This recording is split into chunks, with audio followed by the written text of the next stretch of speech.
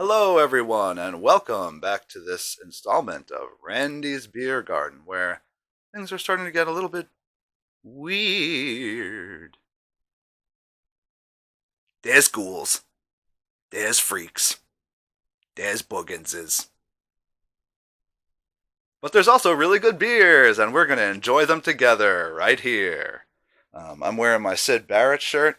I was fortunate enough to get this while seeing Nick Mason's Saucerful of Secrets on tour in Philadelphia a couple years ago, which was a ton of fun. The band Ween actually happened to be in the front row, I noticed, which was really cool. And so at the end of the show, I decided to pick up one of these shirts.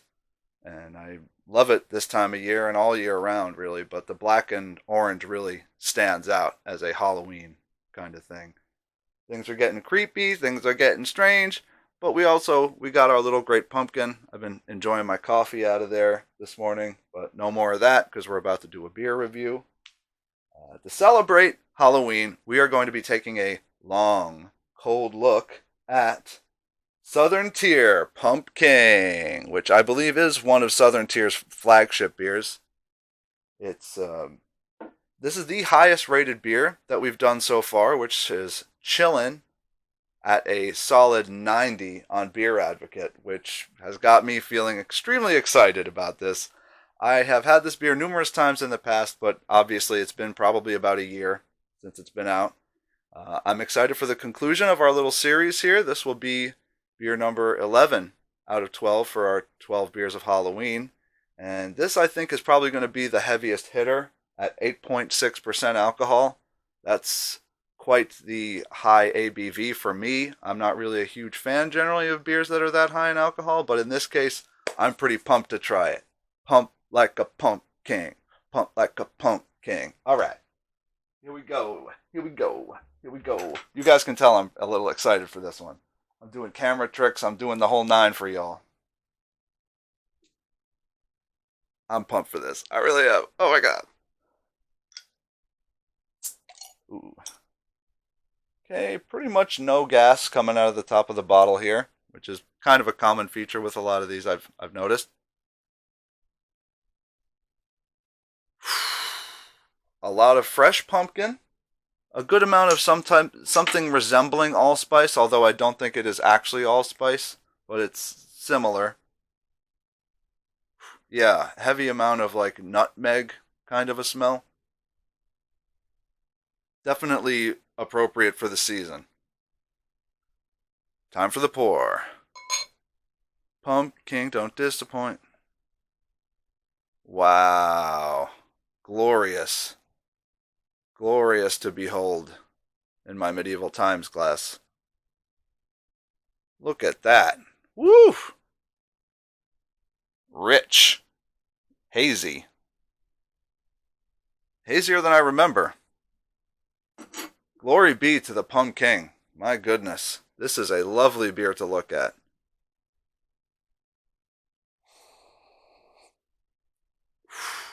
Man. It's almost like the complexity of the aroma is more in the bottle smell than in the glass, but let me give it another try. Yeah, it's almost more subtle. It's a sort of a gingerbread with nutmeg and then just heavy pumpkin.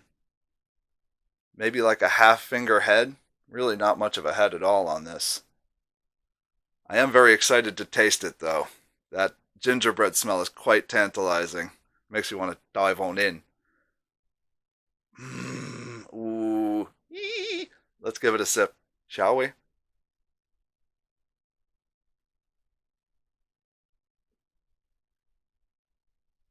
Ooh. Ooh. This one is special. This one is special. It tastes like gingerbread and pumpkin and a little bit of maybe apricot or some type of fruit in the background that's there that's like juicy, almost that haziness. It's a little bit fruity, surprisingly. Mm.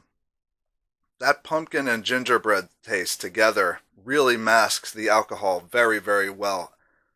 If you didn't tell me this was 8.6%, I would say probably closer to 6.5 or something. Because you can tell that there's a little bit of a snap to it that isn't just from the gingerbread, but it's pretty well hidden and quite quaffable. I said quenchable in another video, I meant quaffable. Wow, that is delightful. But it is fairly heavy and it is extremely expensive. This, I believe, was $15 for a 4-pack. So this one will put a little bit of a hurting on your wallet. This is probably the most expensive beer I think we're going to do for the 12 beers of Halloween. It's scary expensive. I'm sorry. I apologize for that. This is really, really knocking my socks off. Like, I love when a solid old school beer is just as good as I remember, and that's exactly the case with this. This is exactly the same way this was made years and years ago. Hmm. If you've never tried it, I would say give it a try. If you've never tried a pumpkin beer that you liked, a lot of people have told me that, ooh, it tastes too much like allspice. This, I would say, is not too much with the allspice. It's a little bit heavy with the pumpkin gingerbread flavor, but it does a very good job of masking the alcohol, and it's really a unique sort of flavor for the season. So I'm going to give this one a 9 out of 10 gazuffas. It's not quite perfect, but it's a solid, solid offering for the season that I think most people would enjoy. So thanks again, everybody, for checking out this installment of Randy's Beer Garden, and I hope you guys have a happy Halloween. See you tomorrow for the very last episode of the 12 Beers of Halloween. Bye bye.